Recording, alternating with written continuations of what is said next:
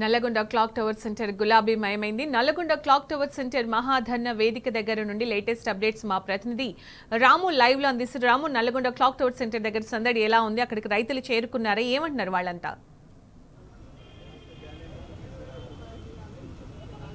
ఇప్పటికీ నల్గొండ పట్టణం అంతా కూడా సందడిగా మారింది. వివిధ గ్రామాల నుంచి పెద్ద ఎత్తున రైతులు తరలి వస్తూ ఉన్నారు. ఇక్కడ మనం ఒకటి గమనించాలి, రాజకీయాలకు అతీతంగా, పార్టీలకు అతీతంగా రైతులు ఇక్కడికి తరలి వచ్చి తమ గోడు వెళ్ళబోసుకుంటా ఉన్నారు. ఎస్ఆర్ఎస్పీ కింద పంటలను కూడా ఎండిపోతూ ఉన్నాయి. నాగార్జున సాగర్ కింద కూడా చివరాయకట్టు భూములకు నీరందట్లేదు. ఈ యాసంగి సీజన్లో కూడా పంట పెట్టుబడి లేక ఏదైతే అప్పుల పాలవుతున్నారో కూడా పెద్ద ఎత్తున రైతులు ఆవేదన చెందుతూ ఈరోజు బీఆర్ఎస్ పార్టీ వారికి మద్దతు ఇస్తూ ఉంది. భరోసాగా వారికి ధైర్యాన్ని కల్పించేలాగా ఈరోజు చేసినటువంటి ధర్నాలు వాళ్ళందరూ కూడా స్వచ్ఛందంగా పాల్గొంటున్నారు. మరికాసేపట్లో బీఆర్ఎస్ పార్టీ వర్కింగ్ ప్రెసిడెంట్ కూడా బయలుదేరబోతా ఉన్నారు. చౌటుపల్లి, చిట్యాల, నార్కట్పల్లి మీదుగా భారీ కాన్వాయ్గా ఘన స్వాగతం పలుకుతూ కేటీఆర్ గారిని ఇక్కడ తీసుకొచ్చేలాగా కార్యకర్తలందరూ కూడా నూతన తేజంతో భారీగా ఇక్కడ ఏర్పాట్లు కూడా చేశారు. మరికాసేపట్లో ఈ ప్రాంతం అంతా కూడా ఇసుక ఇస్తే రానంతగా రైతుల గర్జన మనకు కనపడుతూ ఉంది. రైతుల మహాధరణ ఇక్కడ జరగబోతూ ఉంది.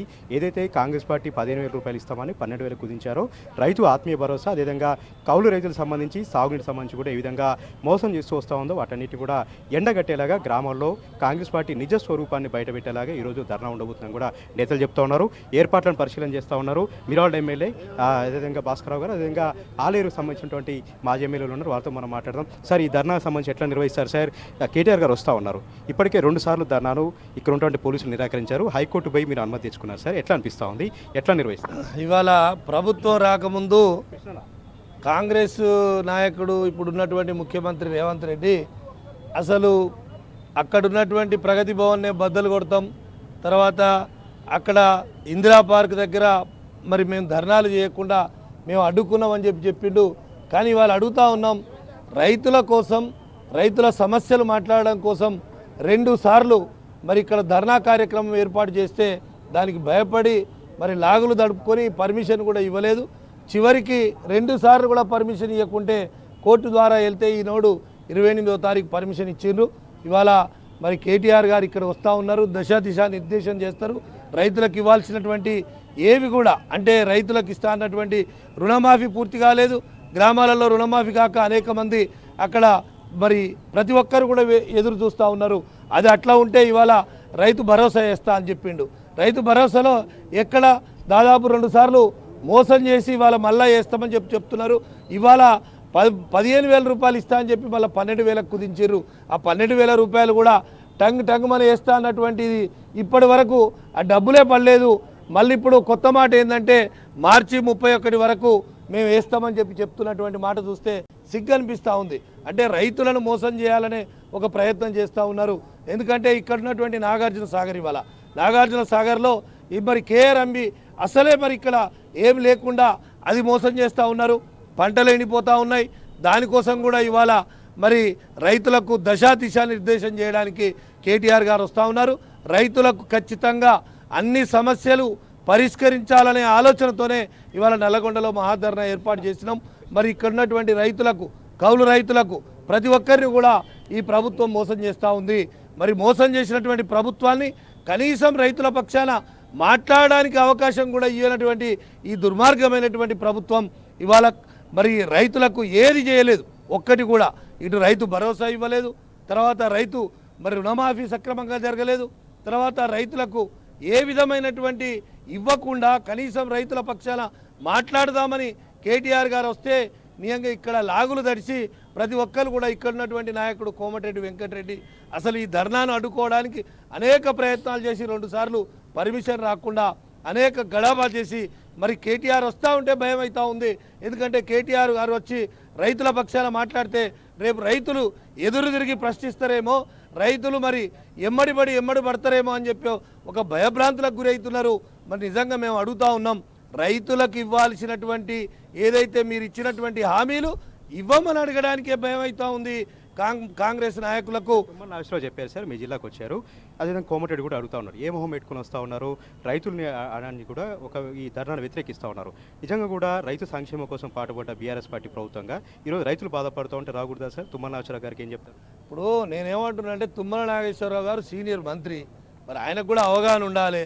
ఇక్కడ కోమటిరెడ్డి వెంకటరెడ్డి కంటే అవగాహన లేదు, కనీసం మాట్లాడేటువంటి అర్హత కూడా లేదు. ఎందుకంటే ఏది పడితే అది మాట్లాడతాడు. ఏ సమయాన్ని ఎట్లుంటుందో కూడా తెలియనటువంటి పరిస్థితి మేము అడుగుతా ఉన్నాం. రైతుల కోసం మాట్లాడడానికి కూడా రావద్దనంటే నిజంగా ఇది ప్రజాస్వామ్యంలో ఉన్నామా, లేకుంటే రాచరికలు ఉన్నామా, లేకుంటే మరి ఇప్పుడు జరుగుతున్నది రేవంత్ రెడ్డి రాజ్యాంగం నడుస్తూ ఉందా? మేము అడుగుతా ఉన్నాం. ఇక్కడ మహాధరణ దేనికోసం? రైతుల సంక్షేమం కోసం. రైతులకు మీరు ఇచ్చినటువంటి మాట నిలబెట్టుకోలేకపోతే ఆ రైతుల పక్షాన పోరాటానికి వస్తుంటే ఇవాళ ఇవన్నీ మాట్లాడుతూ ఉన్నారు. ఒక్కొక్కరు ఒక్కొక్క రకంగా మాట్లాడుతూ ఉన్నారు. కనీసం అవగాహన లేకుండా వాళ్ళు రైతు రుణమాఫీ ఇంత చేసినామంటారు. అసలు రైతు రుణమాఫీ ఎంత అయింది అనేది కూడా అవగాహన లేనటువంటి మంత్రులు ఇవాళ ఈ రాష్ట్రంలో ఉండడం నిజంగా దురదృష్టకరం. మిరాల్ ఎమ్మెల్యేలోనే ఎట్లా వస్తారండి రైతులందరూ కూడా పెద్ద ఎత్తున మనకి ఈరోజు ధర్నా మనకు కనపడుతూ ఉంది. ఎక్కడ చూసినా కూడా పెద్ద ఎత్తున ఎట్లా అనిపిస్తూ ఉంది? జిల్లా నుంచి ఎట్లా వస్తూ ఉన్నారు, గ్రామం నుంచి ఎట్లా వస్తూ ఉన్నారు, ఏ విధంగా అనిపిస్తూ ఉంది? రైతుల ధర్నా బ్రహ్మాండంగా జరుగుతుంది. ముఖ్యంగా ప్రతి రైతు ఇబ్బందులలోనే ఉండడు. గత కేసీఆర్ ప్రభుత్వంలో ఉన్నటువంటి 10 సంవత్సరాల పరిపాలనలో రైతులు చాలా బ్రహ్మాండంగా ఉన్నారు. దాదాపు ఈ రాష్ట్రం నుంచి దేశంలో మొదటి స్థానంలో రైతులను నిలబెట్టిన వ్యక్తి కేసీఆర్ కనుక కేసీఆర్ గురించి ఇంకా ఆలోచిస్తారు. రైతులు ముఖ్యంగా ఈ కాంగ్రెస్ ప్రభుత్వాన్ని 1% కూడా నమ్మటం లేరు. అర్థమైపోయింది. ఈ 13 నెలల పరిపాలనలోనే దేశంలో దాదాపు 3.5 కోట్ల టన్నుల పంట పండించిన ఈ రాష్ట్రం ఈరోజు మొన్న దాదాపు 20 లక్షల టన్నులే తీసుకోవడం జరిగింది. కనుక రైతులు పక్కా వస్తారు. ధర్నా తప్పకుండా సక్సెస్ అవుతుందని నేను భావిస్తాను. నల్గొండ దద్దరిల్లలాగా ఈ ధర్నా కార్యక్రమం ఉంటుంది. కాంగ్రెస్ పార్టీ మెడలు వంచేలాగా, కాంగ్రెస్ పార్టీ కళ్ళు తెరిపించేలాగా ఈ ధర్నా కార్యక్రమం ఉంటుంది కూడా చెప్తా ఉన్నారు. ఎట్టి పరిస్థితుల్లో 15,000 రూపాయల భరోసా ఇచ్చేదాకా వదిలిపెట్టాం. అదేవిధంగా 100% రుణమాఫీ జరిగేంత వరకు కూడా బీఆర్ఎస్ పార్టీ తరఫున పోరాటం చేస్తామని కూడా బీఆర్ఎస్ పార్టీ నేతలు చెప్తున్నారు. ఇప్పటికే పెద్ద ఎత్తున రైతులందరూ కూడా నల్గొండ క్లాక్ టవర్ సెంటర్కి తరలి వస్తూ ఉన్నారు. OT right Ram, thank you.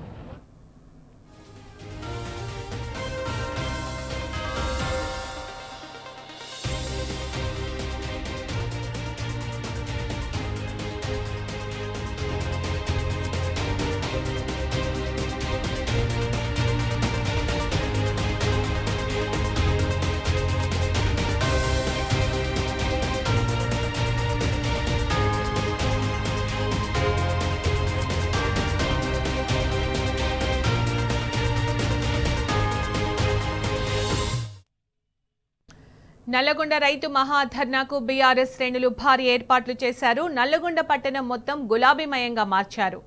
Clock tower సెంటర్లో జరిగే ఈ ధర్నాకు బీఆర్ఎస్ వర్కింగ్ ప్రెసిడెంట్ కేటీఆర్ హాజరవుతుండటంతో భారీ స్వాగత తోరణాలు, కటౌట్స్తో గ్రాండ్ వెల్కమ్ చెప్పేందుకు సర్వం సిద్ధం చేశారు.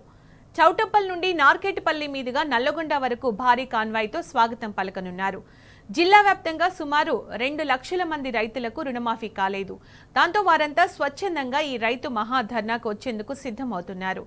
రైతుల అకౌంట్లో వేస్తామన్న రైతు భరోసా కూడా వేయకపోవడంతో అన్నదాతలు మరింత ఆగ్రహంతో ఉన్నారు. దాంతో నల్లగొండ దద్దరిల్లేలా ఈ ధర్నా ఉండనుంది.